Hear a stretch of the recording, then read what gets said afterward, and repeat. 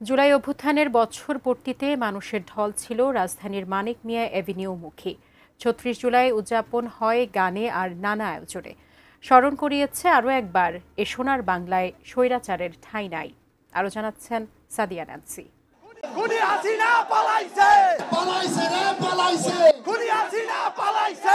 তারুণ্যের এ উল্লাস অর্জনের, উদযাপনের, নতুন ভোর আর নতুন এক বাংলাদেশের।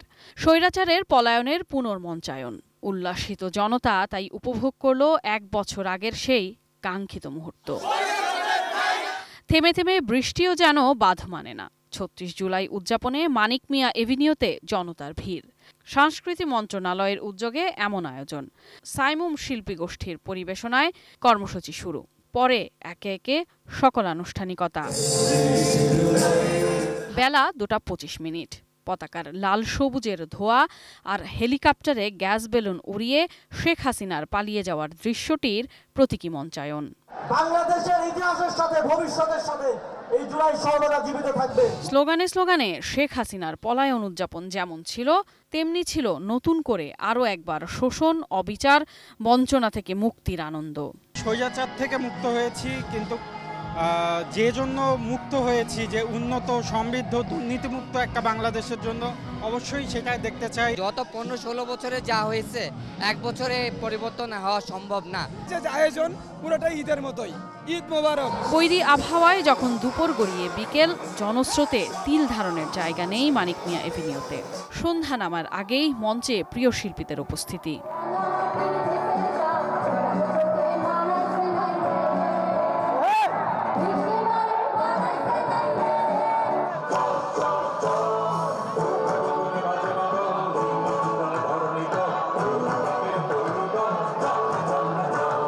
শাইনি চুলে এখন হবে সব হেয়ারস্টাইল। সিল্কোর দ্বিগুণ শাইনি চুল প্রতিদিন। একে একে মঞ্চমাতায় ব্যান্ড দল সোলস, ওয়ারফেস, এফ মাইনরের মতো জনপ্রিয় সব ব্যান্ড দল।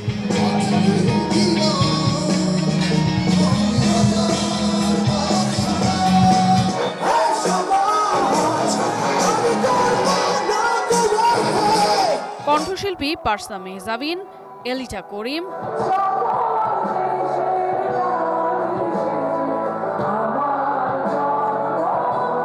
প্রতীক্ষিত মুহূর্ত যেন উদযাপনের কমতি নেই সব বয়সী মানুষের। মেঘলা আকাশ, ঝিরিঝিরি বৃষ্টি, তবুও অপেক্ষা আলোর ঝলকানিতে নিজেদের অর্জন এক নজর দেখতে। জাতীয় পতাকা হাতে এমন আয়োজনে জনমানুষের স্বরূপ উপস্থিতি বলে দেয় নতুন বাংলাদেশ নিয়ে স্বপ্নটা আকাশ ছোঁয়া। Sadia Nancy, ATN news, Dhaka.